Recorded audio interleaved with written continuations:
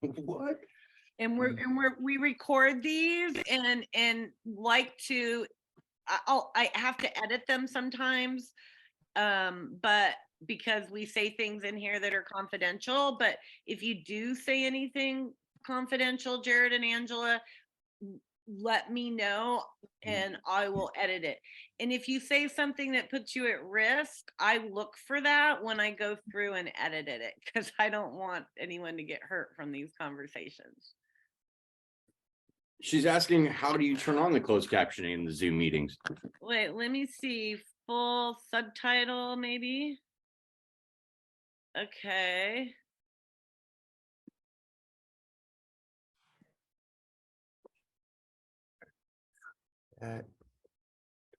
Mute. Where are we at here? They're on my end. Are they working? Oh wait. Not on this end.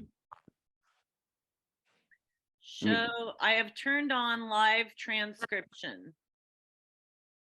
Anything? Person has enabled closed captioning. You can see this transcript recording on. I don't know.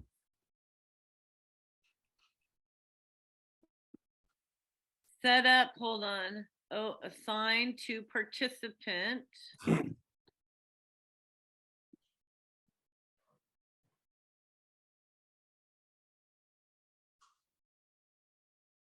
All right, let's see if it goes in the messages. No, are you guys getting anything now? Oh, wait, not that I can see. Hang on. What about now?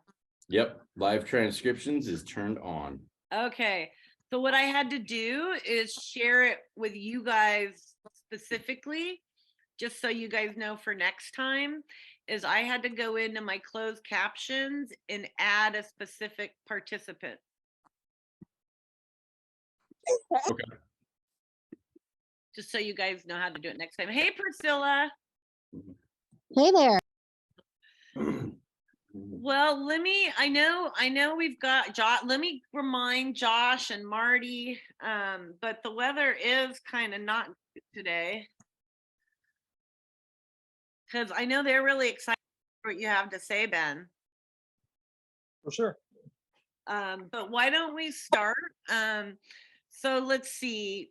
Angela and Jared are new, so I'll just go over real quickly. Thanks you guys for joining us. Is it working? No, she says no closed caption still on, and I'm on mute. And you're on mute. Now is it working off mute?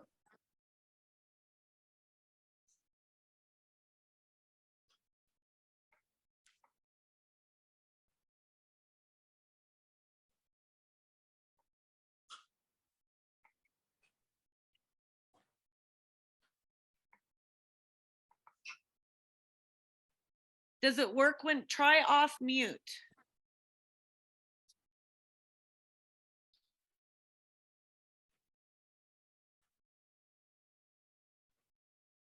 Hey, Lisa, we're trying to get closed captioning working here. So just everyone be patient. Thank you. Does it work when it's off mute? I'm not seeing anything on our side. But it worked for a minute? It just said it was working, but I've never seen any closed captioning so far. Okay. All right. So we're still kind of playing around with it. Okay, well, what I can do is when I put it up, I think I can get closed caption on it then. But I'm not totally sure because I'm trying to do it on our YouTube videos. Well, it's telling us to hide the closed captions, but I'm just not seeing anything here. So okay. I don't know. All right. Well, Jared, you're going to have to work. Oh, as usual, sweet pea. As usual. All right. So what we like to do, hi, Lisa. Thanks for joining us again. Is start with some brief updates. If everybody in the group knows each other, we just go through updates. But since everyone who's here so far doesn't all know each other, we'll do some brief introductions. Most of you know me. I'm Lelania Dubois, Lele, and I started this rodeo we called the Humboldt Grace Legacy Project. And really what I do is just hold space and ask questions. And everyone else who comes to this group really brings their ideas, their resources, and through that, we've managed to design a pretty amazing auction, which is sitting with Humboldt County as we speak, which is going to be part of my updates. But let's start with some quick introductions. And then if anyone in those introductions has an update or something to share with the group, you can throw that in there too. And then when we get through, Benjamin is our guest today, and he is a brilliant mind, comes from our experience. He's actually growing in one of our, and we just lost him, growing in one of our really historical regions of Salmon Creek, and is also successfully done some of these deals we're talking about when we talk about licensing agreements and putting our genetics out so another company can use them, and how you make money off them, what that journey is like. And Benjamin has taken his time today to come and ask all our questions and share with us what that's been like to help all of you take advantage of these opportunities a little bit more. So Angela and Jared, let's start with you. What would you like us to start with? Well, not everyone on this call knows who you are. So a brief introduction to where you're at, your names, and what you got going on.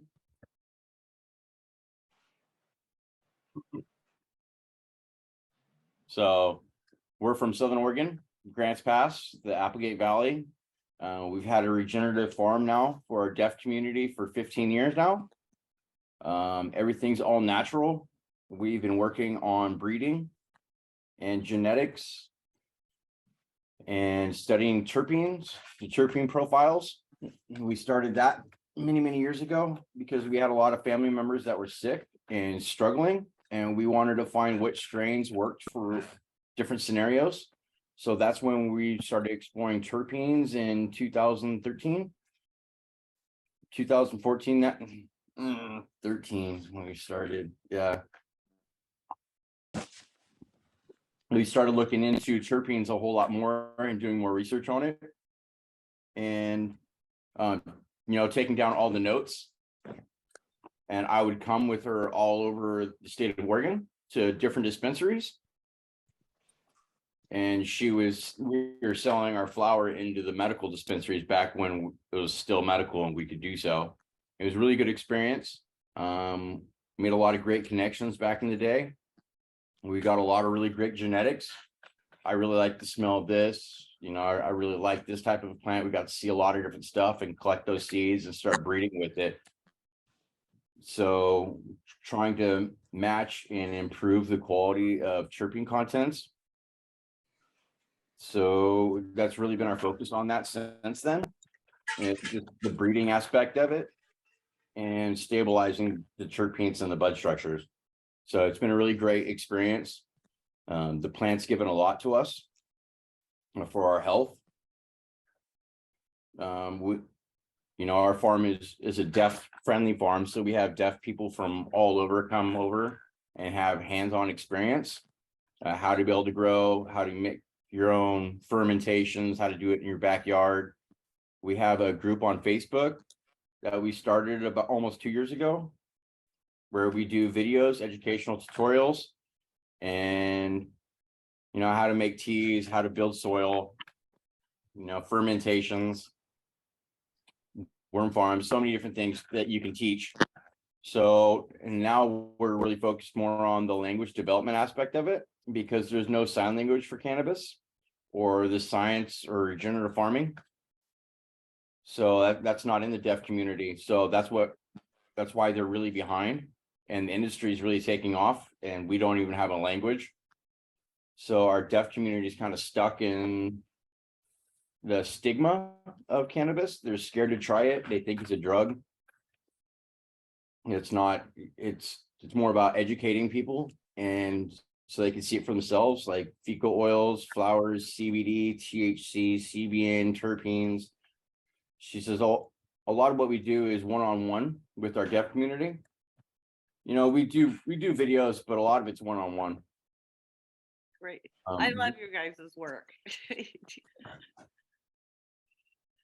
And I really enjoyed being in the garden with Angela this summer. It was a great experience. And thanks, you guys. Today, you guys, Jared and Angela are going to be on the Canopy Right IG Live at 4 if you want to ask them questions or anything about what they're doing. All right, Lisa, thank you for coming back. Can you give everybody a quick intro of who you are, where you are, and what you're up to? Oh, you're on mute.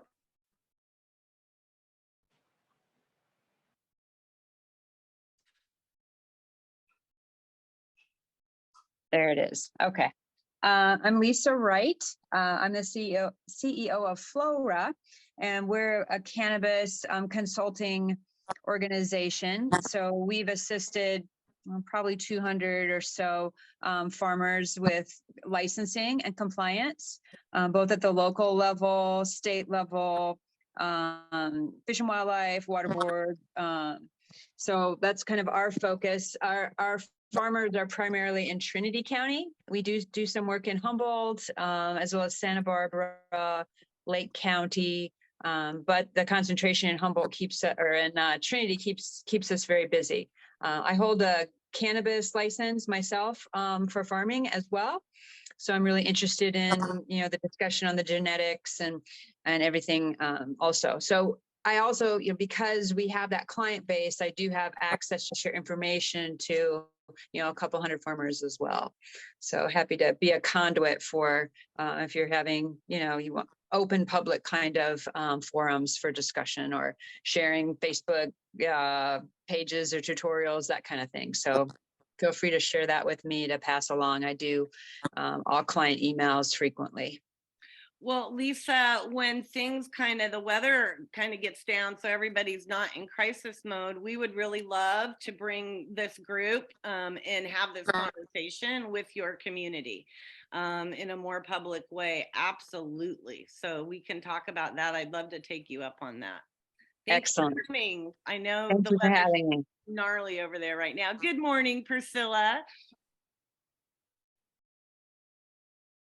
Are you there or? Oh, I'm here. The little one's having a meltdown right now, so I'll go last. Okay. Marty and your lovely bud. How's it going? It's Marty with Sensational Solutions. I'm a micronized organic fertilizer company for, since probably about 2008. But I've been growing for over 30 years. So just had to put the skill into a product. And so anyways, yeah. And I also have been breeding for my epilepsy and other arthritis type pain relief varieties. So it's awesome being here in the group. Thanks, Marty. Ben, you want to do a quick intro next on my list, and then we'll come back to you. Sure. Thank I'm you. Benjamin. I'm Ben Grant. I got a degree in plant and soil science and genomics from Southern Illinois University. Moved out to Humboldt, then out here for like 10 years. Lover of the plant. I've been fascinated with it since I was, probably too young, and started from seed and started making my own seeds for the climate back east. I grew up in Chicago and moved out here on my dad's advice, saying, find what you want to do and find the place where people are doing it and join them and learn from them. And it's been a blessing to be here for so long and be a part of this community. Much respect to all the ganja farmers. I got a puppy with me here. And Marty especially, you know, love what he's been doing and his stuff and all his work. But yeah, I got to guest lecture for Southern Illinois University's Cannabis Science Center in their cannabis biology course in their first year. I work doing research with Southern Illinois University and have been working with Usama Badad and his GrowMix Genomics company, and having a little bit of education, not a tremendous amount of education in plant genomics, always waiting for this next curve of real science in plant genetics coming through. So that's where we are today. Thanks, Ben. And Ben is our guest speaker today. Hey, John, welcome. Another from Trinity County. Good morning. Just want to introduce yourself real quick. Yeah, my name is John Brower. I'm from Trinity County. Been involved in genetics for a long time. Worked with a lot of the original land races back in as far back as like the early 80s as they were coming off the boats and planes and such, and really fell in love with them, and been kind of an activist out here to encourage people to archive and keep what they've got, and these special little unique things out in the hills of Northern California. Super exciting to actually bring some science into this, and you know, with all the changes in the markets and the industry, one thing that remains is how special these different plants are for us humans. So it's a super exciting moment. Nice to hear you, John. Hey, Sandra. Hey. And say a quick intro and let people know where you're at. Hey everybody, I'm Sandra Lepp. Just joining a little late, sorry. Just here to listen today. All right, thanks, Sandra. Hey, Patty. Good morning. Good morning. Hi, everybody. I'm Patty Harris.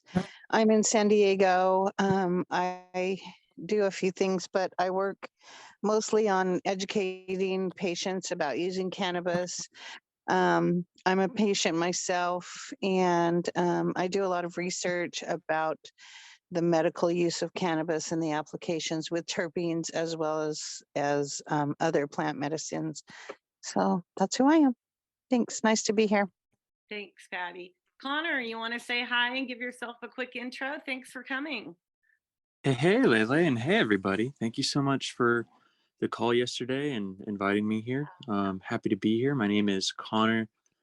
I am California grown, currently living in Thousand Oaks. I'm working in Carpinteria. I'm a tissue culturist, currently working for Segra International. I'm the U.S. operations manager. And that's just kind of what I do, is I grow plants and test tubes. So happy to be here, and you know, I'm all about knowledge exchange. So excited to get to know all of you. Thank you, Connor. Hi, Jeff. Good morning. Good morning. I'm Jeff. I'm an attorney based in Oakland, and I came up with the idea for Canopy Right. Thanks, Jeff. Adelia, I'm excited to hear your voice this morning. Hi. I get to see you too. Hi, good afternoon, good morning. I'm excited to be here. It's finally, this year I was like, my intention is to come to more of these meetings. I get the emails, and it was the end of the year was just a little crazy, but my name is Adelia. I am the CMO and co-founder of a cannabis tech company called Event High. We're like Eventbrite, but we cater to the cannabis culture. And I'm also the co-founder of a women empowerment event series called Blunt Brunch. And yeah, I'm just excited to be here and to learn. And Adelia has been a part of the Humboldt Grace journey, gosh, for like 3 years now, for quite a while. She's one of our original advisors. So I'm stoked to have you here. Reggie, where are you at today? Why don't you give yourself a brief little introduction? Well, today I am in wet old Sonoma County, near the Laguna. The Laguna has never looked better. Lover of the plant, followed her through the latitudes and environments, majoring in sunshine and diversity of seeds. And lover of community, always hoping we can find ways to bring the culture up and into this next phase of existence with the plant worldwide. So, thanks for all you do, Lele, and nice to see everybody. Nice to hear you. And I get to see you tomorrow, right? Yep. All right. Hey, Josh, welcome. No, we will see each other soon, but not tomorrow. That's the 20th. Oh, okay. Well, 21st. All right. 21st. I'll shoot you a text after. Okay, great. Hey, Josh, how are you doing? Hey, blessings. How you doing? How you doing, Angela and Jared? Angela and I sending our love. See you guys on there. And yeah, I'm Josh. My wife and I have been, breeding cannabis for our own medical gardens for, a long time, and started back in the late 90s with some of those old land races. A lot of the same, my genetics came from a lot of the same sources that John was talking about. The old timers I got to work with were bringing in, getting stuff from Afghanistan and Thailand and stuff, and realized that we combine certain strains, they work better for our environment there out on the Lost Coast, and just kept that going for a long time, especially because we're off grid. We weren't able to do our clone only, so we started breeding the things that worked well, and yeah, just kept it going from then. Started archiving, or in a sense, some people call me a strain hoarder. I still hold a lot of those old strains like years later, and really excited to be part of all the people here. All your introductions are great. We're all just awesome pieces to this puzzle that Lele's trying to bring together for us. So I really appreciate that. And I could talk a lot more, but let's get into the subject that we're talking about today. Thanks to you guys. We're all bringing this together by participating. So thank you, everybody. Rob, is that you? Yep, I'm over here driving. I'll be real quick. I'm Rob. I've been growing in Humboldt now for almost 30 years, and I've owned and operated pretty much every different type of business in the legal supply chain. And I have about a 15 to 20-year-old seed collection now. My original seed collection I used when I first moved to Humboldt in the early 90s or in the mid 90s, and blew them out and didn't really save a lot of the stuff I'd collected growing up in Los Angeles. But yeah, we have a lot of unique genetics too that we kept going from the 215 days. And yeah, I'll be quiet now. All right. Thank you, everybody. I just have really one main update, and then we'll dive into Benjamin sharing with us. My update is that I got to meet with Supervisor Madrone yesterday. He's now the chair of the Board of Supervisors, and he fully supports what we're going for with the auction and what we're doing. And I asked him, he asked, what did we really need from him as a new leader? And I told him that we need the Board of Supervisors to diversify Project Trellis, to research genetics, tourism, events, and marketing, and to go together with us as the community to the state for funding. And he said he could support that. And then I asked him to support the auction, and he said he could support that. And then he asked if he thought we needed anything else, and I said yes. I said the state of California needs to understand the value of our genetic diversity, and we need you as our Board of Supervisors to go to the state and ensure that these genetics are valued and allowed to play into the marketplace. So I think that's a bigger conversation.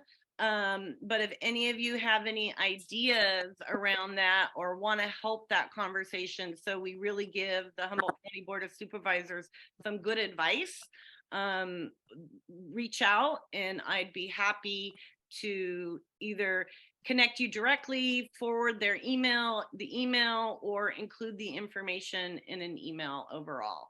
But I think we have an opportunity here because the Board of Supervisors are really looking for solutions. And it really looks like right now between CEQA coming down the pike and the new initiative coming to the table, that we're going to have very few farms in play, and the Board of Supervisors are really open to new voices and new solutions. So I highly suggest anyone interested in these communities or living in these communities to reach out, give them a call directly and an email saying how important it is to get legacy genetics into the market.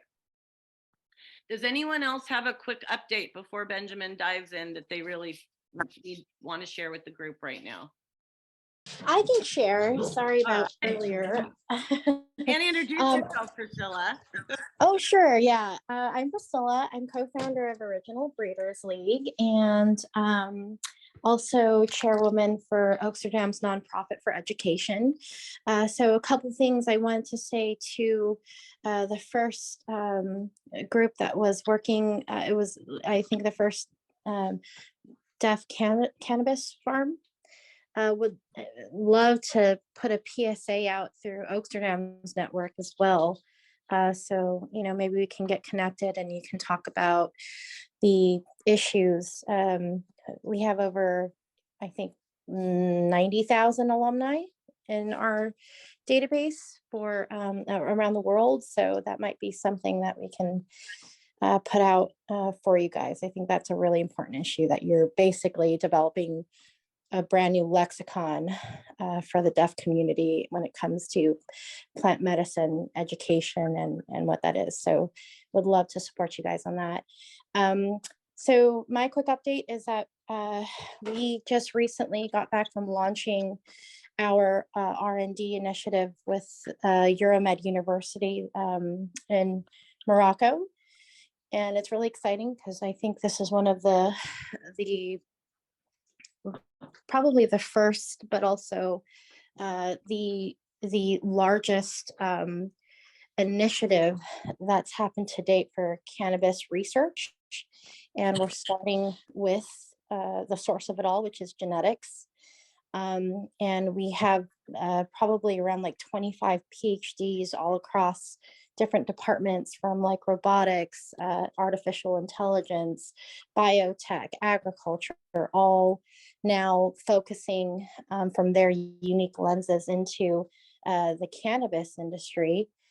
So all of the research that's going to be happening there is going to be tremendous for us as a whole.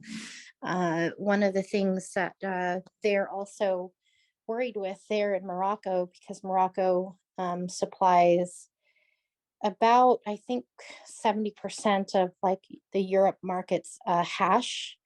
And then it's like probably like the number one producer of hash for a lot that gets exported around the world. So Morocco is known for their genetics that are able to produce that type of resin qualities.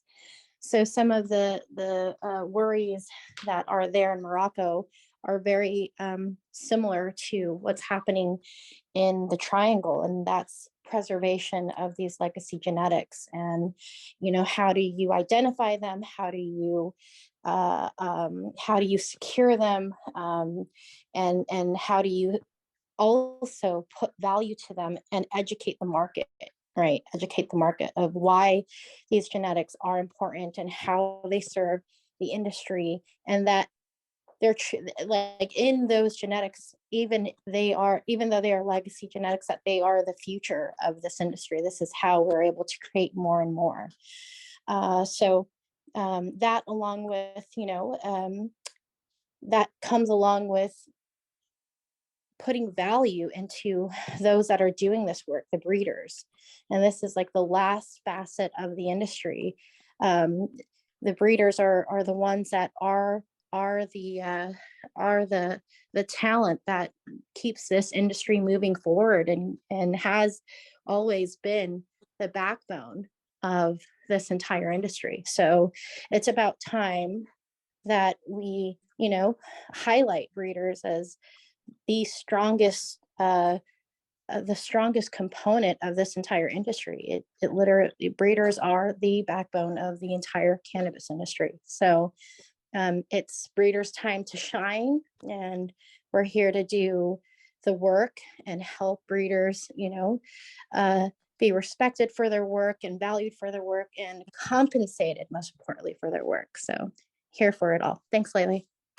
Absolutely. Well, you let me know how the Legacy Project can help, because what we've put together is really working for the government here locally.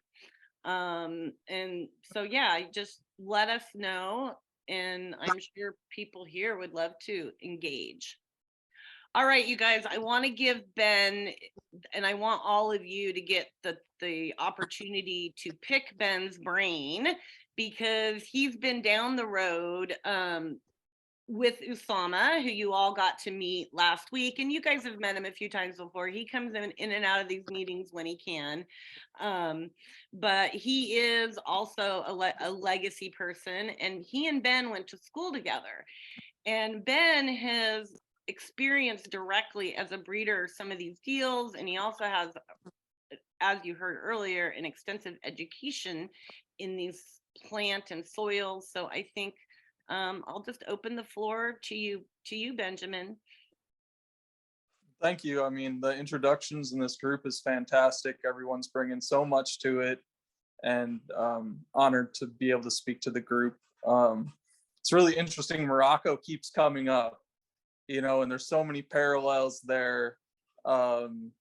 Years ago, I got to meet with the Fulbright scholar from Rabat, Morocco, and pitch an idea, which this was 2016, thereabout, that was to collect all the plant tissue samples from all the different climates and subregions of Morocco and find the common denominator for each subregion and try to identify, because there's been so much exogenous pollination from Dutch genetics, Spanish genetics, all California genetics, all in Morocco, to try to find the real, cultivated landrace or whatever in each subregion. Like I said, when Osama was speaking, I have a dream that I can walk into a dispensary and buy a little hash bar from Katama, a little hash bar from the Reef, wherever, and really get to experience the cultural heritage through the genetics, through the hash making, because they've been doing it for so long. I feel like a baby in this world because, I came from total black market, growing up in Chicagoland, growing in a little closet or something, hiding little plants out in the woods, and there's so many cultures in the world that have been working with this plant for so long. I mean, I love the old timers here and how much work in the culture of Humboldt, in particular. I live in Salmon Creek, so we've got, some of the back to the landers here have been working for so long. But really, this has been the blink of an eye compared to those cultures, Afghanistan and Morocco and lots of other places around the world. So there's a treasure trove out there to be had and a culture to preserve. And it comes down to people there too, just like, our culture and a lot of people have been suffering with the changes here. It's a global thing. So it comes down to people and really taking care of people. And each one of us has provided, so much medicine and so much love through these plants to so many people. It blows my mind to think, how many people have gotten, a smile on their face or a restful night's sleep because of the work that we've done just in the short amount of time. And that's what turns me on about seeds too, is like, I'm honored that even if I'm just passing seeds from one place to another, the intention of taking a little handful of seeds, making more seeds, and then giving them away. I love to be just even a part of the process of helping in that way. I was very active in the initiative to legalize hemp in Humboldt County, and I had a protest where I was giving away packs of feminized hemp seeds in front of the courthouse in Eureka. I worked really hard to get that the problems addressed, of pollination. That was everyone's kind of flagship issue with hemp, that they were going to pollinate all the ganja farms, this and that. So I actually had seeds that I had grown 70 acres of this one particular variety and knew it was 99.999% female, and gave them out. I gave away like over 310 packs of seeds to everybody and anybody who would stop in front of the courthouse and give them out. But I didn't put any contact information for me. I didn't put my Instagram tag. I don't know how far and wide those genetics went, but it's beside the point. I was trying to raise awareness. And it's interesting now with the SHIP Act that we're looking at ways to get small farmers direct to consumer, which is where my intention in advocating for a legalized hemp industry in Humboldt really lied, was giving the power from this overregulated state system and the county system and giving it to the farmers. Because if you're growing hemp, you can set up a website or sell directly to consumers just as an agricultural product. You can even have it in a farmer's market because it's a recognized agricultural product. You can do all sorts of things. Anyway, a little bit on a tangent there. But the point is to give power back to the farmers. And I think that's where this conversation is today, is taking these genetics that we've all worked so hard on and giving us some power and we deserve to be compensated. My education in plant and soil science and agriculture and plant genomics, I was being headhunted by Monsanto. I was like the star grad student. I was doing soybean research and they wanted me so bad. And the way that their system works, I played along with them and I sat in meetings with them. And when it came down to it, I said, I would never work for you in 100,000 years. I just wanted to waste your time and hear what you had to say, But now we have the opportunity to apply the science. Really, it's been a crime against humanity that we haven't been able to apply the common sciences that have been applied to agricultural crops forever. As the science has expanded, every crop has gone through these processes. Right now is we're getting the freedom and the right to put those scientific processes to cannabis, right? So that's dangerous in some ways, because the corporations are going to be able to do whatever evil magic they want to do on their thing, and it's up to us to protect what we have in whatever ways that we can. I have very little genetic material that I absolutely want to protect, right? I'm a new guy, but I love sharing it. There are specific points of research that I'm very interested in, that I know like Marty has been working on and we've had a conversation about for a long time. But really I love sharing it. So when Lelania asked me what kind of title I wanted for this meeting, I said seed maker was a more accurate description of what I'm doing than breeder, because I think of myself as a seed maker. I want to take something small and I want to make more of them and share them. At the Emerald Cup this year, I was giving away seeds to everybody who would take the time to speak, and all our people, all our farmers. Just take a look at my menu. I've got a 250 about variety seed collection. And I do fresh seed work every year. And I just wanted to share it. But we're on the cusp of something where we're actually going to understand the genomics of the plant. There's a lot of private companies doing really high work in genomics, and I'm sure filing patents and doing all sorts of their kind of corporatocracy work, right? But we need to protect what we have and figure out what's most valuable. There's a huge genetic bank here. We've all got so many different things to offer the larger community of people, and getting them into the commercial production and into the commercial retail space is a real challenge. Everyone, the marketing has taken over the selection of products that the consumers have access to, right? There are marketing companies pretending to be breeding companies at this point, and that's what's driving consumer demand, and that's what's driving retail sales. So we're in this really kind of weird space, but our day will come, and we need to do what we can. These conversations are integral to that, just to know like the different options out there. I'd also like to say, I've been a crop consultant with my background in soil science, and I focus on organic agriculture.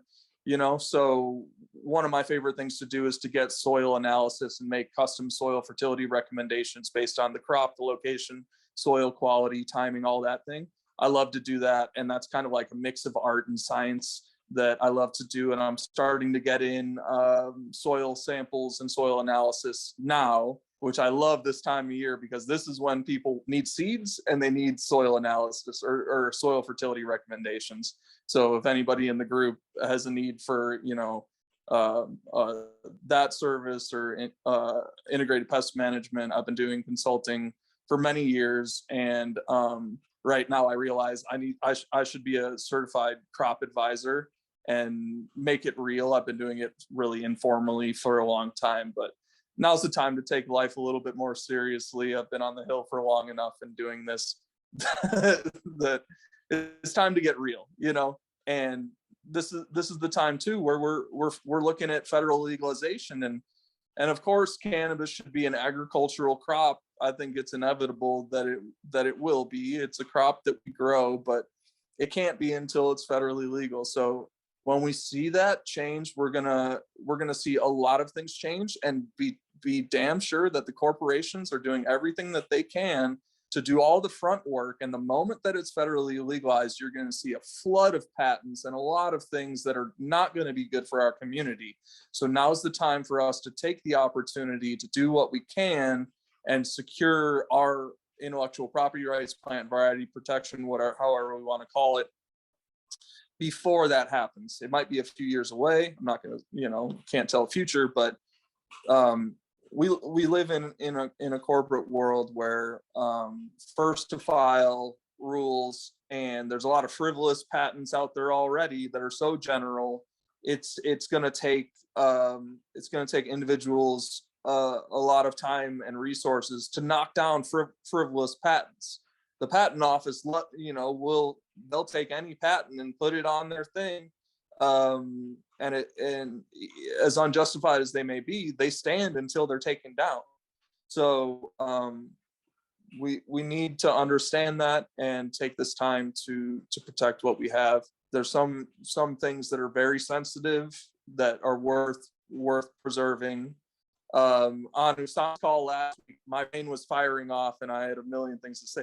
But what really turned me on was the idea about the Moroccan project and finding the kind of cultivated land races of each microclimate. If we could do that here, that would be a fantastic thing, because there's like an Appalachian project where, all these seeds came from somewhere. The Back to the Landers were crossing land races and came up with these things. So we don't really have land races in California, but what we do have is the cultural heritage, and using genomic in specific sub-regions, appellations, to figure out what's most common there, what the lowest common denominator of the different genetics of everyone's been breeding, and then use that for the Appalachians project. In Salmon Creek, we have a group of growers and legal farms that all work together.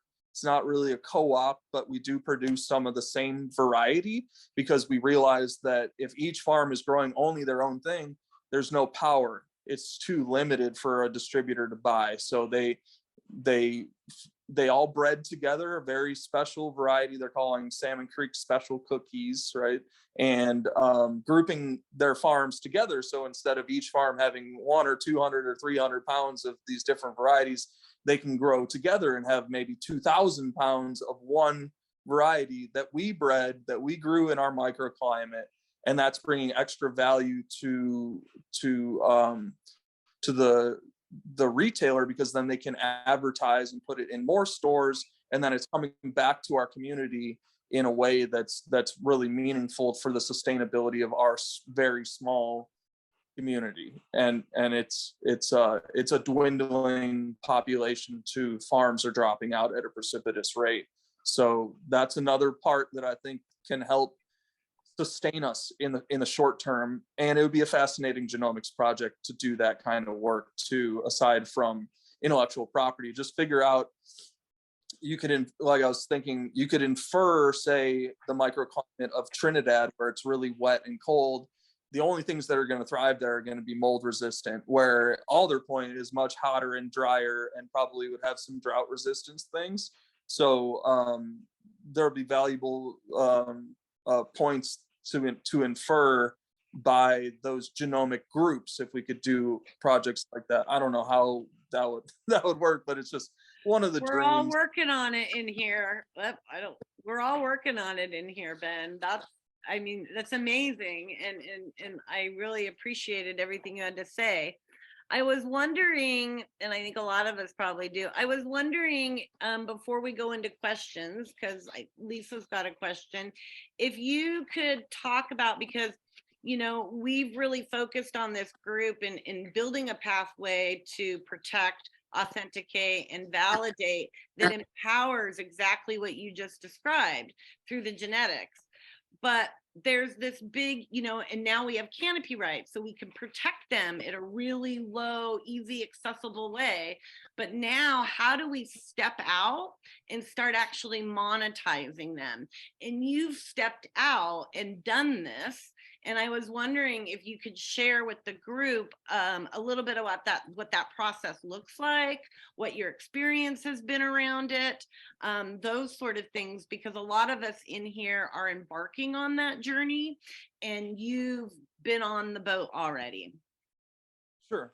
So that's been a limited experience for me. I worked a little bit with Usama and his company GrowMix, and basically, he is a PhD candidate from Southern Illinois University at Carbondale, Illinois. We met when I was a graduate researcher there, and obviously a Moroccan guy and me are going to hang out and become friends. He's got his lab set up in kind of the small business incubator off campus from Southern Illinois University, and he's pulled together a genomics lab with all the tools that he needs to do highly advanced cannabis genomics work. So in good faith with Usama, we've got a couple projects that I've submitted my seeds to him, and he's done some genomics work on that. It's yet to be commercialized. There's no commercial contract going out to licensing or whatever we would call it. That hasn't happened yet. But what I want to be, I'm a plant nerd. I really want to understand it, and in terms of the science that we already know for other crops. We have hardly any information, and a lot of that information is held in private companies. So you can't see it. There are cannabis genetics companies out there that control it all. My hope is that when we get the project further down these projects down the line in genomic development, and actually identify the very specific, unique things that it can be licensed to commercial grows. Usama, also an employee of Trilogene Seeds, which has distribution channels to like 29 countries, and they started as a hemp company. They're also doing traditional, high THC cannabis work, but they've got a distribution channel to get those things out. I also have had a hemp seed labeler's license. I did some hemp development and had a hemp company in 2019 before the whole world got turned on its head. But I've been able to do hemp seed sales, international hemp seed sales, with the hemp seed laborers license as well. But yeah, we haven't achieved our goals, and that's part of science. Is it's a process and it's long-term goals. So Well, I have a question. What was the process to select what you gave? And did you have to do any like particular prep work? Like how did you choose those particular seeds? Is it because of what he wanted, or did you do something on your end to ensure for them to get to that process? Because Sure. we hear about cleaning of, like, when Osama came on, he talked about cleaning of seeds, and he tells me how we might have to clean some of these genetics and things. And I'm like, I wonder what will have to be cleaned, and are there things that don't have to be cleaned? Like, what kind of prep do we have to do to get to that conversation? So this is I'm gonna throw it to Marty after I answer this question, because this is gonna go to something that he's working on and that we've been talking about for years, and I'm so excited to hear what he has to say. And if he bites his tongue, I understand. But so one of the projects I have with Usama is on propyl group cannabinoids, so THCV, tetrahydrocannabivarin. I'm sure a lot of us are aware of the propyls. There's been CBDV done. I think Oregon CBD, the seed company there, has really been at the forefront of CBDV. THCV is exceedingly rare. There's a very small handful of varieties with any real quantity of THCV. So my story, this is going to be a good one. I hope y'all like it. Years ago, I was involved in a mobile analytics company, and we would travel around to mom and pop farms all over the hills and do on a tabletop really simple chromatography to analyze people's lines. They might have 20 different varieties that they've been working on breeding for years and years and years. And on one of those trips, I got the honor of being included with this family that had done it for 4 years running and had segregated all their lines and did several of their lines. So I had 4 years of analysis to go through. It was a telephone book of all their printed analysis. And I found a THCV rich variety. And I immediately was like, I need to talk about this. I need to learn about this.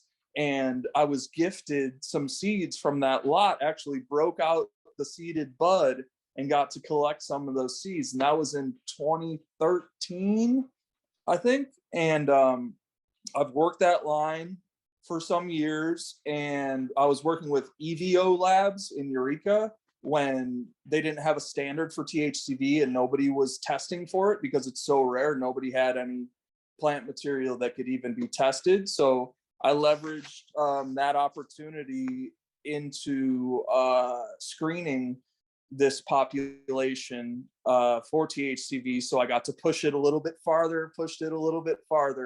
Then in my experience in the hemp world in 2019, I got access to CBG genetics. So I was just learning about the cannabinoid metabolic pathways, and I crossed the THCV variety with the CBG variety, and I gave Usama a considerable amount of those seeds to go through a mutagenesis process. So my experience at university and working in plant genomics was using mutagenesis, which is exposing the seeds to a mutagenic chemical that recombines the genes of the plant at germination. So the first little bit of water the seed pulls in to start the germination process has the mutagen, and from that base point, as the cells are expanding and multiplying, the mutagenic chemical interferes with the transcription of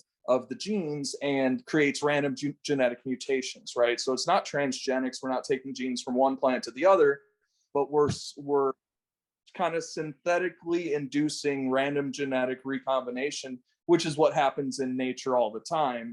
As you grow, we've all experienced, say, mother plants that don't clone as well 5 years later because the plant is continuously growing and things don't copyright.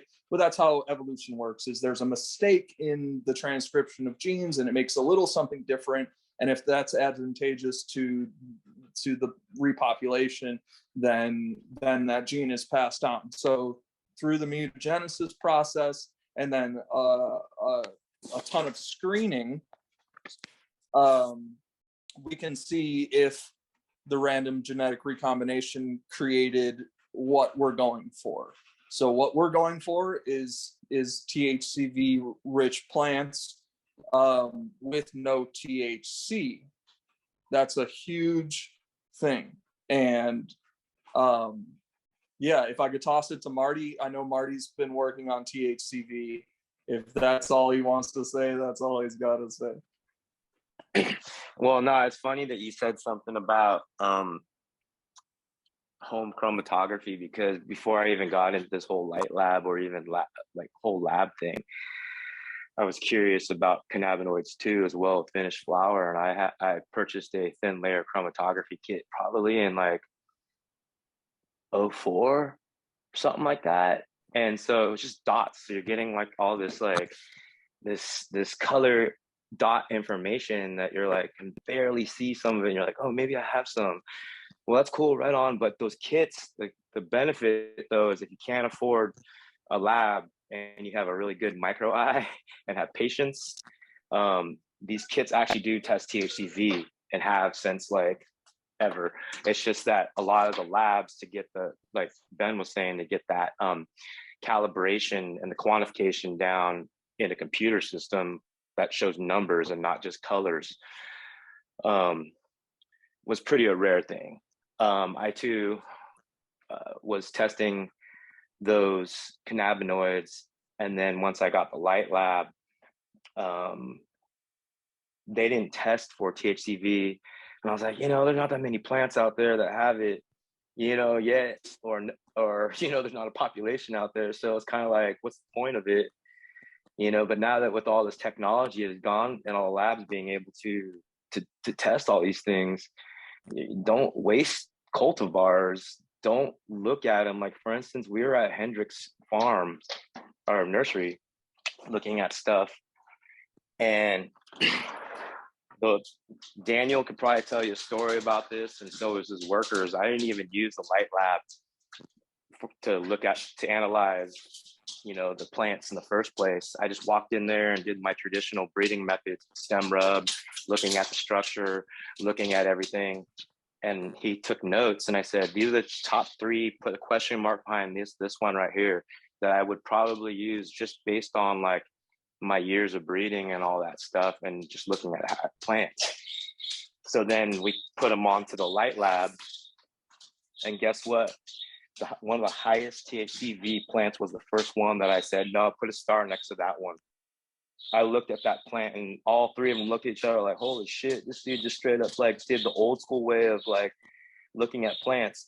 So a lot of it is intuition, your senses, what you're looking for. And a lot of this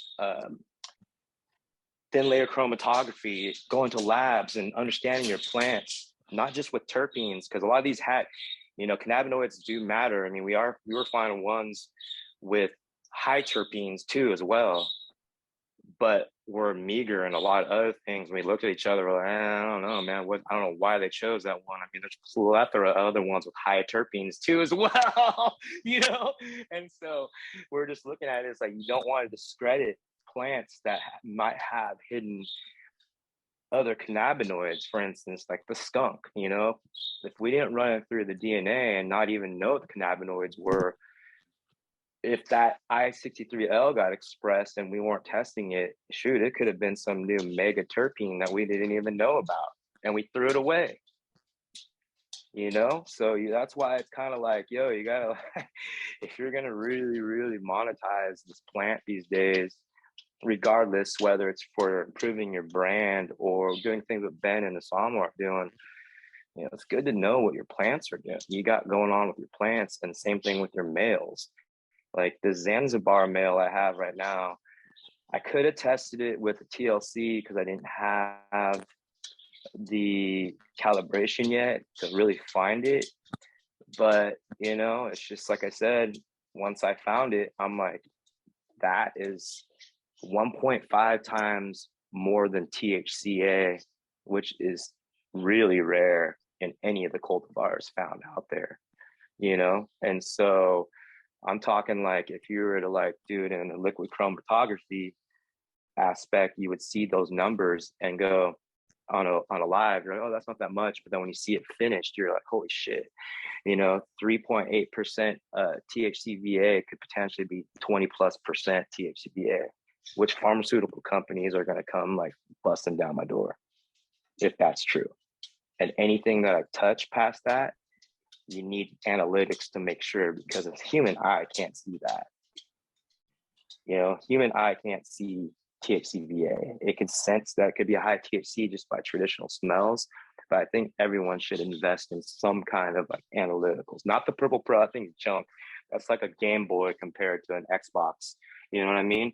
Like you're talking like 19, I mean, spectrometry is cool, but it only reads THC and CBD, you know? So you really want to like look at these things. Obviously you're going to want to do traditional breeding to make sure that's medicinal. But yeah, when I met Ben, that was the hot topic, was the THCV. And that was one of those things you look at, you're like, how do people even know these days? There's hardly any equipment out there that can test it, you know? So. Marty, we should, if you're up for it, I would love to have you come back and talk to the group about your process. I think it's time, because we can protect everybody now. What do they need to do to add value? And you've done such an amazing job. Well, I just said it to you, like how the value is the person, right? No person can replace a person's intuition except for the data to back it up, right?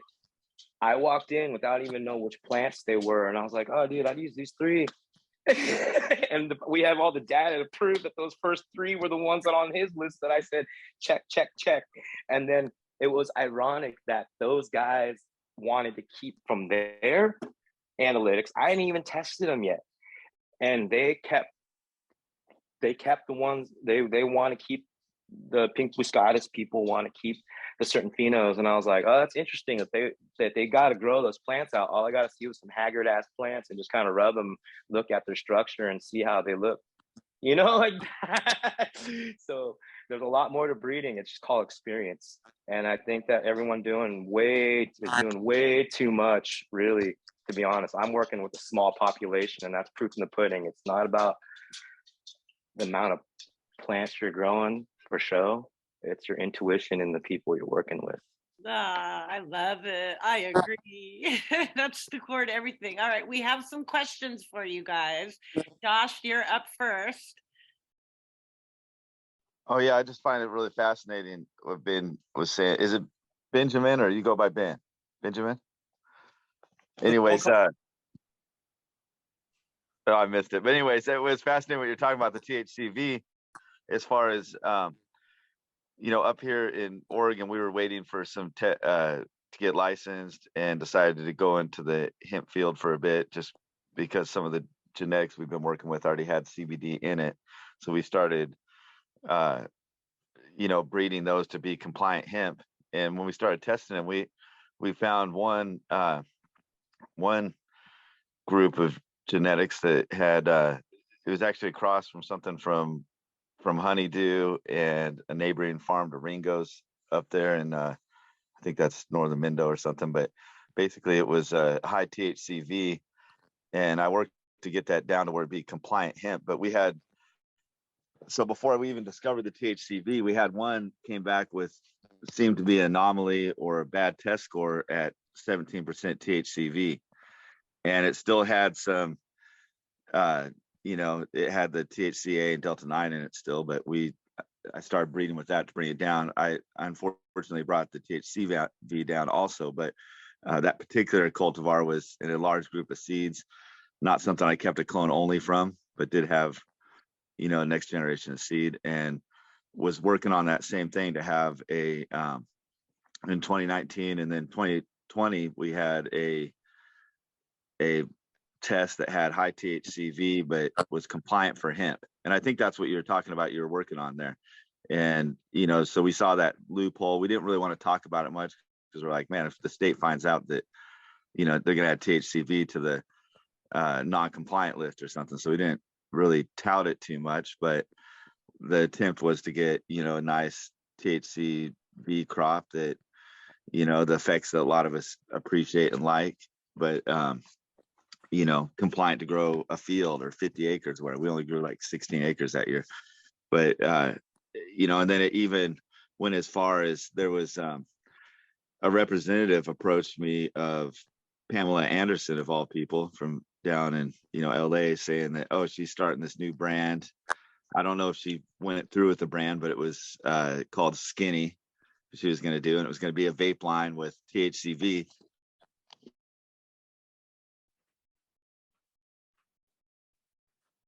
We lost you, Josh. I think you went on mute. No? I think it's interesting what Josh said too about like kind of like was breeding with stuff like that, because that's the problem with some of this, like not knowing what your males are and some people doing. I mean, I'm all for open pollination because you can do open pollination in multiple ways without having all the males in one spot, but you can go backwards with the line. And what Josh was saying right there, a lot of people are doing right now because they don't test what's going on. If I didn't test this male, I would have let go of a fucking gold mine of THCV. Yeah, I worry about that. That's, you know, we've got so many things that haven't been looked at through science that really, I mean, we've started looking, we've already found so much magic. All right, Priscilla has her hand up as well. I was going to say, Ben, that we actually did a research project with the University of Valencia, where we were working with hemp genetics at the time, but we were able to do successfully turn off the THC producing DNA so that it just it wasn't we weren't doing any GMOs or anything like that. We just turned off the gene that produced THC. So what you were talking about with one of your projects and one of your goals is totally possible with CRISPR. I mean, that's going to be the future. So I think, like, you know, I completely agree with what Marty said. You definitely need the experts. There's nothing that can replace intuition, people that have dedicated their lives to this plant, that spend every day, that can look at a plant and know what it's missing, what's happening down to the root level.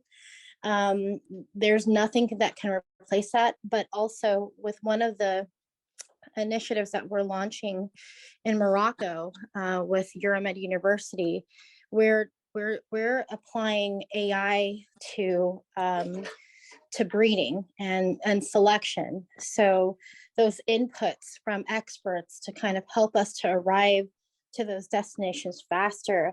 I think it's the time for breeders to start incorporating different types of technology, like Marty is with, you know, being able to test and do analytics and through proper use of technology. I think we'll be able to achieve so much incredible things so much faster, because breeders are now having access to all of this science and these tools that they never had access before. So I am so excited because we, you know, with our company, Original Breeders League, we're a not-for-profit platform that has been assisting breeders for the last, you know, well, on paper since 2016. In reality, you know, for the past couple decades, you know, having a really close-knit group of breeders that we work with around the world, that we've been able to help commercialize some of their work in a protected way, including, you know, facilitating breeding projects and incorporating their genetics into some of this research. And the goal at the end of the day is to get more plants out there, get more information, get more education, and be able to provide more solutions for what people are begging for, whether that is for health reasons, for anxiety or mental issues. That's what we're here for. We want to really shift the world, and we're going to do it through this plant and plant medicine. So yeah, I love the work that you are doing, Ben and Osama.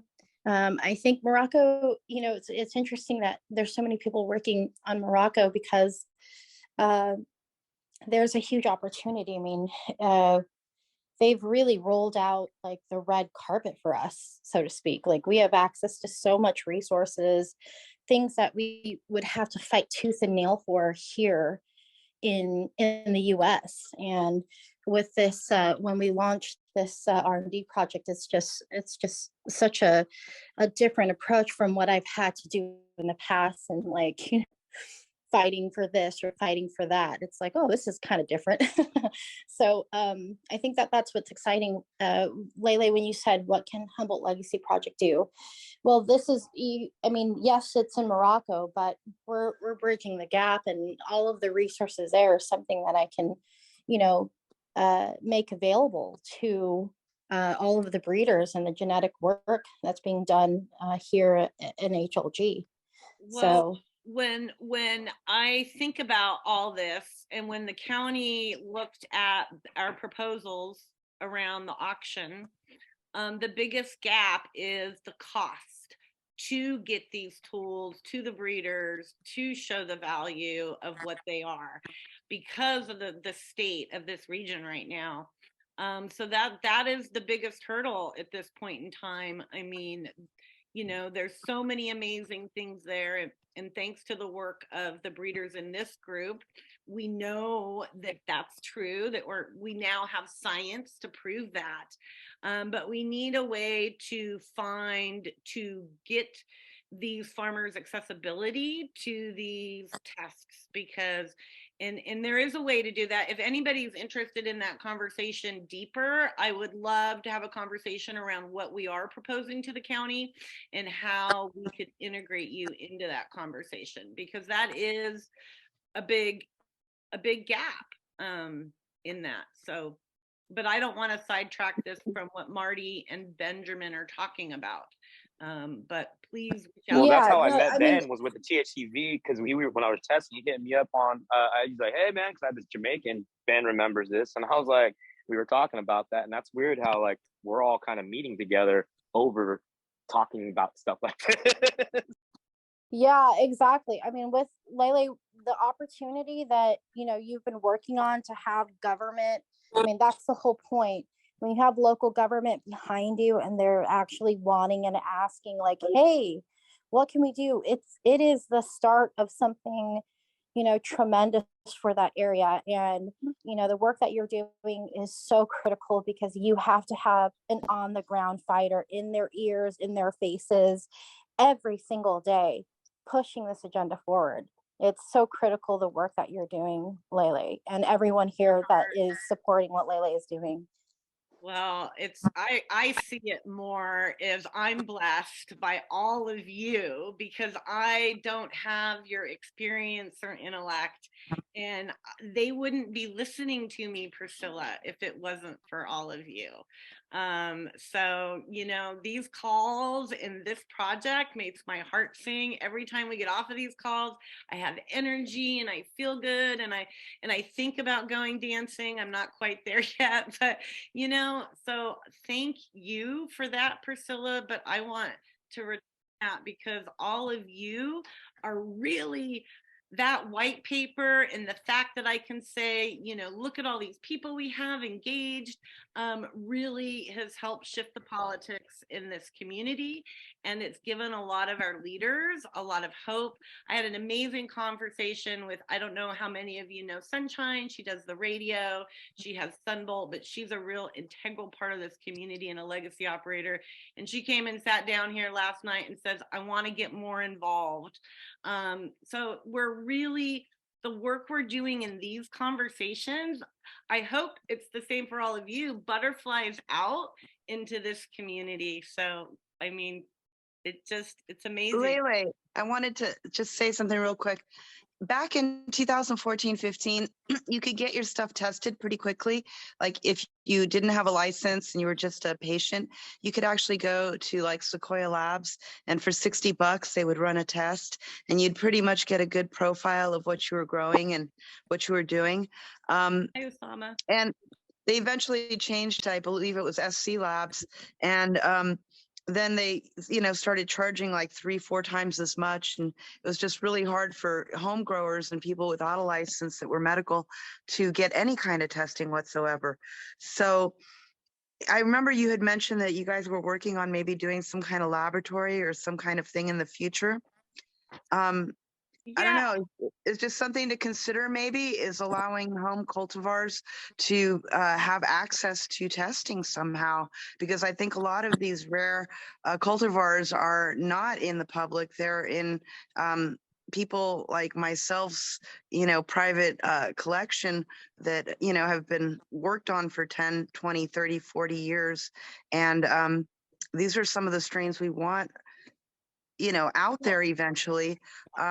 But how can, oh, sorry, Sandra, go ahead. I'm just saying, how can that happen if a whole group of the growers are basically being eliminated from the equation? So I'm suggesting that if we No, ever Sandra, do that's get why I along- said if you can't afford to get something like a light lab, or people that can do a good deal for you, those TLC kits are only like $100, and you can do like 20 tests at a time. Okay. It's just you got to be able to look at those dots and put them through like a little scale and be like, yeah, I think there's like 10%, So, but if you can provide a link to that, that would be great. TLC test kit, or Okay. THC test kit, or TLC test kit. It's .com. That's really what it is. All right. I'll check it out for sure. There's Because quite I a haven't few of done them any out there. testing since 2015, pretty much. When things started changing, SSC no longer was doing, Sequoia turned into SSC, whatever. That was our local people that we could usually go to. So yeah, I'll definitely check that out because I was it's breeding important. for hemp. Yeah, because I was breeding for hemp, I needed to go a little bit more OG than a TLC, and then the lab started doing exactly what you're saying, Sandra. So I know exactly what you're talking about. Where like Evio Labs used to be leaf detective, and they charge you like $60, Yeah. and then it went to like my arm and my leg, and right when I got out, he's like, "Dan, you want to take my left foot too? What's going on?" Exactly. All right, awesome. We'll definitely check that out. Thank you for the suggestion. I also think I was talking to Chia about this the other day. You know how Marty has a light lab? It costs money to get all the tools to do it and stuff. And I think there's a way. I think most of our regions have a light lab or a purple box or something. Nathan's on this call. He has a home test that's much cheaper than a light lab.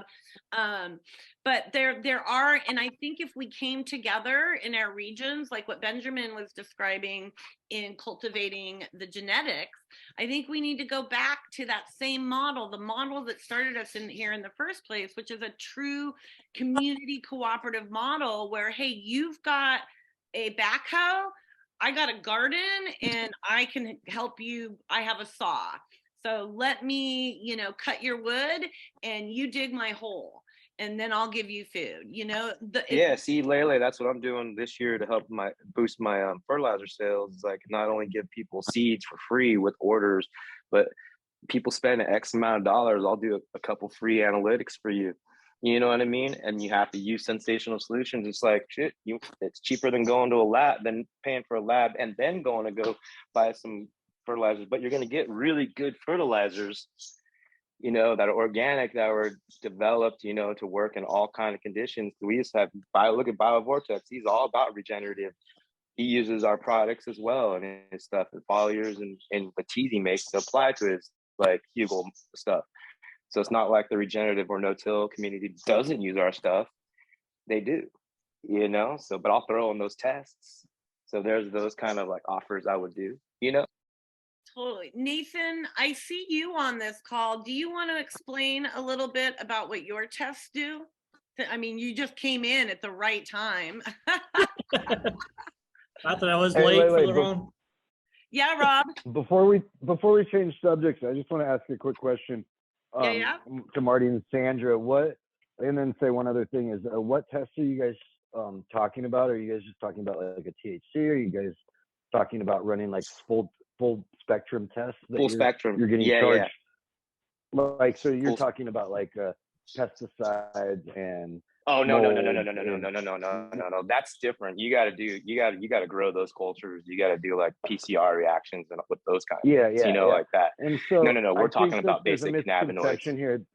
We could get testing done for a lot cheaper, like just basic THC cannabinoid testing. You can probably get that. I can get it for $60, like through a company from. Dude, I do state $30 certified. if you're not buying my fertilizers. I'll give you all. Well, $30, yeah. But this is like, I think that's what they charge like companies. It's just their company and they come up once a week or something. Well, we whipped out 10 tests in 2 hours, and had an instant COA right then and there. Right. So No, I can beat all those guys. That's solid. I can beat all those guys. $30, $20 if you do more tests. That's terpenes too, Marty. Yeah, low, medium, and high. Everything, every cannabinoid. I can do THCO. I can do Delta 8. I can do. It's the Light Lab's pretty much a full field HPLC. That's right. Not specific terpenes, but low, medium, high concentration. Yeah, it'll give you a percentage, and that's good enough for me because, like, really, once I smoke it, I go, okay, I want to know what that terpene is. Then I'll send it for a GC.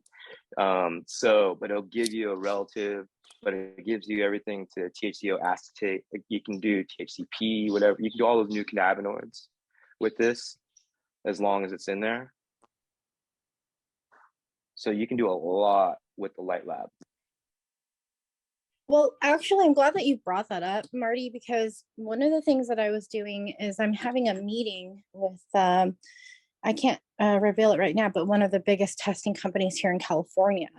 So one of the things that I wanted to do is ask them for tests that they can really lower down and maybe even have a special rate for the Humboldt Legacy Group. So what would that number be, guys? Well, they would have to beat, if I'm doing like a 10 block minimum. Well, if I did without me making anything off of it, I gotta at least make something for my time, so that's why I do at least minimum 20 a test with multiple tests. But if you want to really break it down, it's only gonna cost like $250 a test after all the consumables and all this and that. Or Priscilla, are we talking each individual terpene also elucidated? I think like we have to put tiers because I can definitely negotiate with them and maybe we can do a pilot program with the Humboldt Legacy Group of how it would work and all the breeders that want to, get things tested and done. I'm just offering it out there. I know, Marty, you offer testing, but you guys tell me what you want and I'll bring it to the table for sure. Well, if the $60 was terpenes and cannabinoids, that would be a good deal. The cheapest I've been getting is $75. Okay, great. But live, it's subjective though. Like, but when you're doing like live testing, getting terpenes is very subjective. You just want a percentage because those things can change throughout the cycle, So, yeah. So when the testing I'm doing is more like I can go up to your plants. We can walk down a row, tell me the ones you want me to test. We'll whip them out within a quick second. You're already like a whole season ahead of everybody else. Oh, cannabinoids are great that way. I get it. Yes. But in low, medium, high, my nose can tell me a lot of that too. But beta caryophyllene or limonene or how much myrcene or osamine or any of the other specific terpenes are valuable to me too. Oh, I wait till the end. I wait because those things can convert down the road. You know what I mean? Is she talking live, not flower? Yeah, we're talking live testing. Both. We could do both. Yeah, both. I mean, at the end, it's still going to be able to do the cannabinoids, give you low, medium, high, and then you do the regular stuff. But I'm a field tester.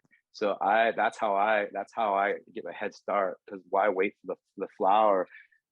I isolate ahead of time with live testing. Well, You do pheno live hunting testing. for me, we're Yes, I've been. smoking them, and then we get our top 3 out of 25. Oh, And I then do we that same send thing it, too. and then we send it in to get the specific terpenes analyzed, just so that we know their concentrations relative to Oh, each other. that's how I started, like back in whenever, like I said, Leaf Detective was offering it back in what, 08 or something like 09. I was doing it that style because I didn't have one of these testing things. I was doing old school style. But then once I got one of these and I started doing the live stuff, if you've been around me and smoked my herb, you know that I know how to pick out some fucking terpenes, dude. So, it's just back to intuition and experience. If you've been doing it for 30 years, you know how to pick these things out. And then you take the lab, you go, oh, that's what I thought, and that's what the point of that is. But if you're isolating stuff because you know what they're like from the round before, that's where a tool like live for doing live testing really can really, like, you'll miss some stuff, Yeah, for cannabinoids too. And my nose does the testing too. But for instance, when we're working with osamine dominance, but beta caryophyllene and limonene are 2 and 3, we like to see that higher concentration of osamine in our nose, and our palate can tell us certain things. But it really takes the analytics to tell us, oh, that one had 1% osamine and that one had 0.5% of osamine. Totally. Yeah. And going through the whole life cycle of the plant. And that's why what we do too is we'll like go from start, we test and go, okay, let's match these cannabinoids, so we'll start converting and what's responsible for what. And you're doing stem rub and watching it throughout, testing it every other week, That's 2, awesome. week 4, week 6. And then you go, okay, whoa, this disappeared. So where'd it go? It became more licoricey. And I was looking at I thought it was going to be more limonene or limonene dominant. Now it's more, myrcene dominant. See, that's why it's hard, because something else will take over. Because if there's a cannabinoid in there like CBG that's really dominant, that could be responsible for terpenes too as well, that you don't know. You're like, oh shit, why? I thought it was like this. So then you got to watch that. That's why that's important. Trust me, I do this. At times, even when they end very similar, the route some those of them plants are take mono. to get there are crazy some of them different. are gone right away. Yeah, some of them are gone within the harvest. Yeah, they'll end very similar, even though like whole groups, but like during it, it's like, whoa, that one's limonene came out first. Oh, that one's terpinolene came out first, but then they end with like equal amounts, for instance, or Yeah, so I think during that the process. there's gonna be a variety of testing needs. So from like a major lab, I'm going in there, I can negotiate a group rate. If you're saying 60 with all of the terpenes, you just if you can bullet point that out for me, what you're I don't use. want to land on a price, Priscilla, because I have to, we all have to take the county into consideration now as we move forward. And I don't, so I would love to see if they're willing to negotiate and be engaged in the conversation, if they're interested, and let me go and talk to the county. But with the legacy project, it's open. It's just, I don't know where it's going to evolve right now, and what kind of commitment a lab would want. But let's see, let's start the conversation. Let's just not promise anything yet. You know what I'm saying? Like, let's start the conversation, but let's not promise them anything yet. Oh yeah, no, there's no problem. I'm going in saying, hey, we need access to testing that's more affordable. So what is affordable? And comprehensive. That's not just more affordable, that's more comprehensive, because a lot of these things that we're discovering don't show up in what the traditional COA is. Like a special breeders panel, of testing. Well, that would be incredible. So I don't know what that all is. I need input from all of you. But also, I think that since California is legal now for recreational, that it shouldn't somehow or another, even though within the canopy right, we're allowing people without licenses to register some of their cultivars. I'm hoping that when we do this, that not everybody that gets tested will have to have a license. No, you can test your personal stash, Sandra. You can test your home grows. You can your 6 plants. You can do all that. Some labs you can't, but you, like what Marty's doing, that can be done. I don't know, Marty.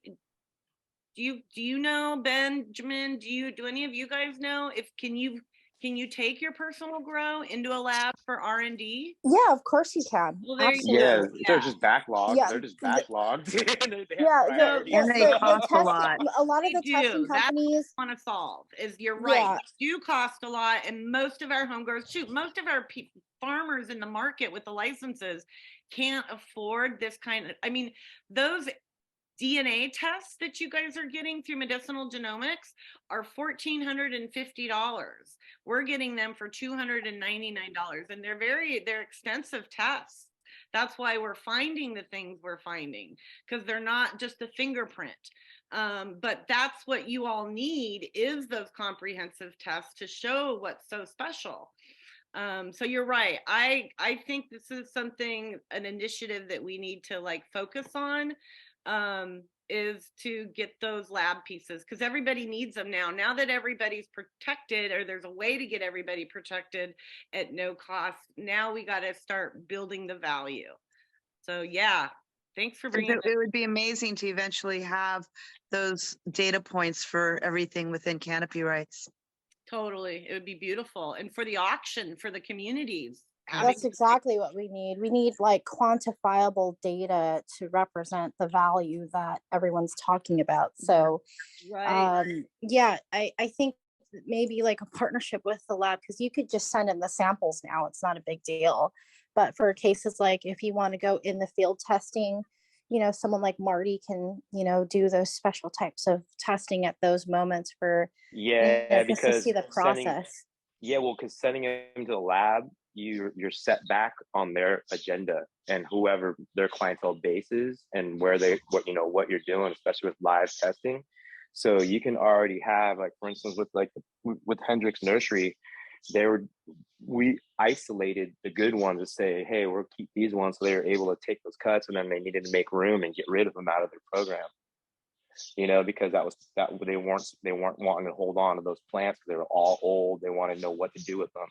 So we went in there and it's like, bam, just got rid of the ones that we knew that weren't going to be keepers. And based on what even the breeder said, we're like, oh shit, all those numbers match. Okay, cool, good thing. So it was this proof in the pudding. We're just like, damn. Even like Daniel Hendricks was like, wow, dude. So even the breeder gave me circled these ones, and these are the ones that you told us to keep. And I was like, yeah. He goes, sweet, done deal. And so that's what helps you out, is like you can do it right away without having to track down the lab, or the power outage. If the lab, especially up here in Arcata or McKinleyville, was trying to test all this stuff for you, and there's power out, boom, all their equipment went down. I'm portable, so I can do that field testing. I don't have to recalibrate, reset everything. Test was running, and we were running with power off the whole time, giving them real-time results.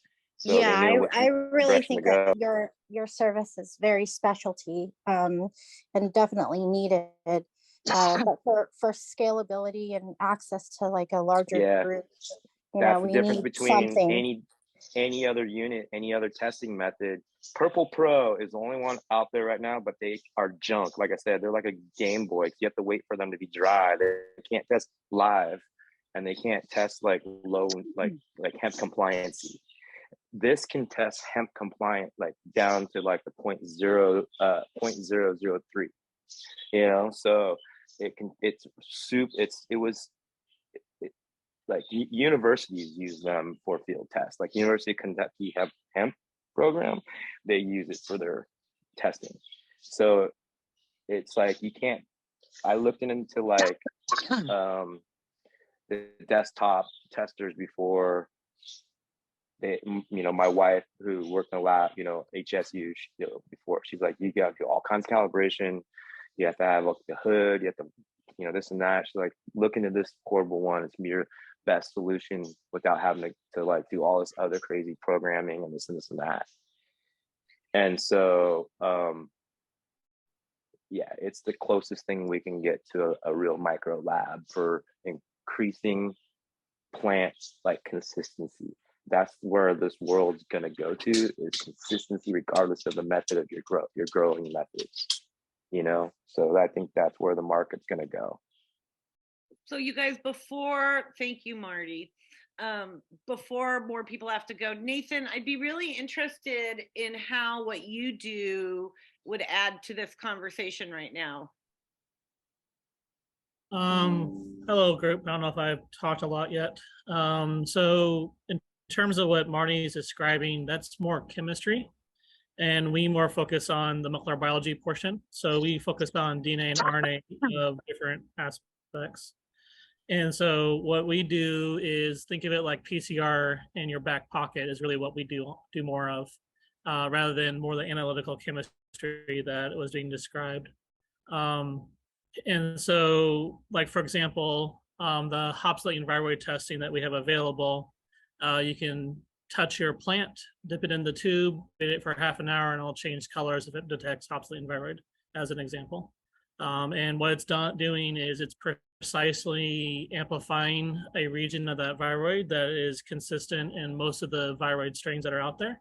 And it will amplify it into a structure that will allow the color to change colors from, in our case, pink to yellow, or green to blue, to match our colors as a company. So it's basically an amplification type technology, and that can be done for any DNA or RNA is what we're envisioning as we expand our business. But that, in terms of what's described here, I don't see how we can help because it's chemistry. We do have a test, for example, that looks for the enzyme that does make THCA. So you can check your plant as it first pops to see if that gene is there that makes that enzyme.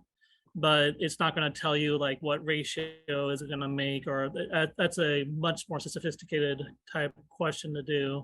And that, like, DNA sequencing is more where you can get that level of information, even though we're not exactly there yet in terms of the scientific community. So what but this is the start of it. Yeah. What would your DNA test reveal to a breeder? In the case of the THCA gene, it looks for that gene. So if it comes up negative, it would basically be a hemp plant, is what that would do. Because if that enzyme is missing, then that plant is going to have very low levels, if not absent, of the THCA. So it's not completely, because biology is complicated, it's not usually yes or no, it's usually a combination of all above. But in this case, it's looking for that enzyme, and the enzyme is not the sole thing responsible for it, but in this case, it's trying to get more of a hemp-like. Whereas the other pathogens that we detect, or like gender testing, for example, that tells you if it's a male at the very beginning, so you can get rid of it if you want, or segregate it later, as an example. And these are at home tests? Yeah, these are on home. It's also going to be in the field. You can run off your battery car, actually. It's a simple incubator. The test is heat activated. The enzymes that are involved in it need to be heat activated to start amplifying. But the AC unit that's required for this particular incubator is enough just to come off of your battery, actually. So it's trying to get, to Marty's point, as close to on site as possible, just because any time after that time point is going to be a little bit less than 100% accurate at that time. So I'm curious if you could kind of help explain, and I understand if not, because being a scientist is one lane, but how would this, if I have a cultivar, how would this help empower the value of that cultivar? How would this information help that? Yeah, sure. So for like our pathogen testing, like you look at a plant, you see that it shows symptoms of hopsylate viroid. You want to know right there and then, is this a viroid? Do I need to do something about it? And so you could do this test and it'll give you an answer within half an hour. Yes or no, it's that particular test. Same thing with the gender, same with THCA, you can know within half an hour, yes or no, for that particular question. And that question set is dependent on what DNA and RNA target you're looking for. And so this is trying to empower the IPM type people when they go into like a facility and they're trying to ask the question, I mean, symptoms of this. Is it this mold? Is it this fungus? Is it this bacteria? Is it whatever? Because there is different categories of types of symptoms, as I'm sure all your growers can point out, that will indicative of something. But because biology is also complicated in the fact that it can mean maybe just be more than pathogen, we do have lab testing that can do more comprehensive panels to find out what else is there. For example, when we do lab testing for the viroid, we commonly find something else. And so sometimes it's viroid plus powdery mildew, sometimes it's viroid plus another pathogen or another virus, just because once the plant is weakened by one pathogen, it makes it more susceptible to other things. We know that just from growing it. You can. Yep, that's right. Yeah. Once you start that downhill, it keeps going. So. Do you guys have any questions for Nathan? What's your company, Nathan? Verne, VERNE, as in Jules Verne, because I'm a sci-fi nerd, and bioanalytics. He's on the email list to Reggie with that with his company as his email as well. Here, I can put it in chat. So oh yeah, I don't have to type it in. That'd be great. There's the company URL. Anyone else have any questions? No? Okay.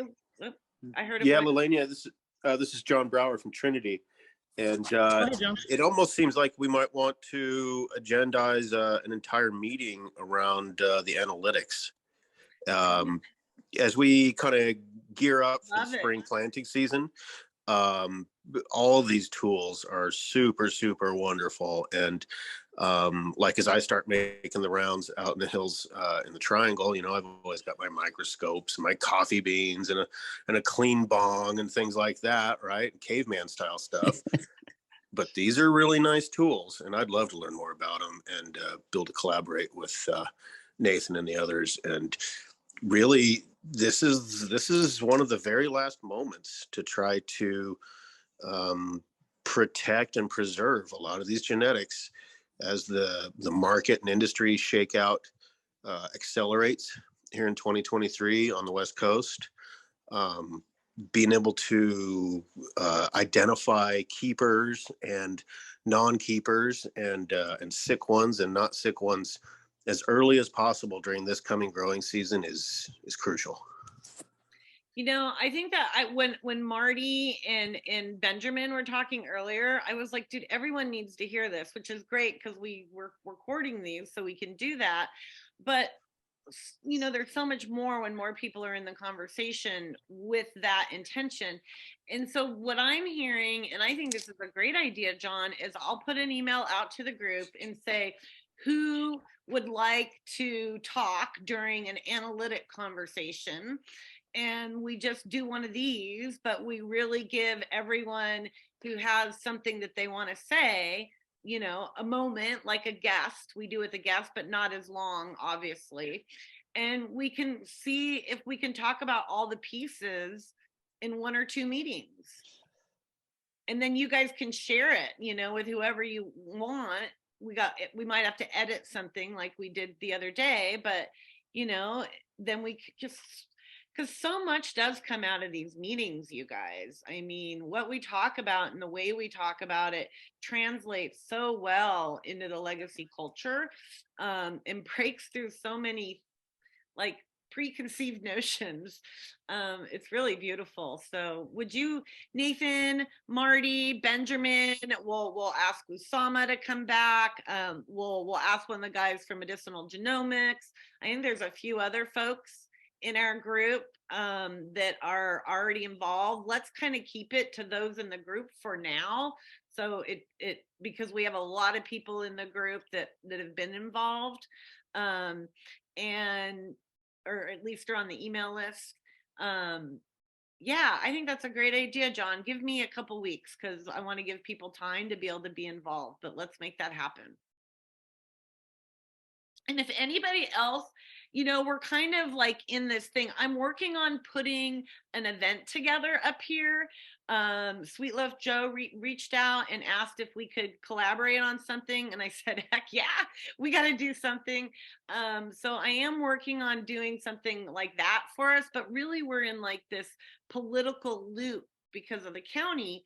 And so if any of you have any ideas or anything you want to share with the group, let me know, because this is our space. Or if you want to invite someone to talk to the group, just reach out and talk to me, shoot me a text, and we'll make it happen.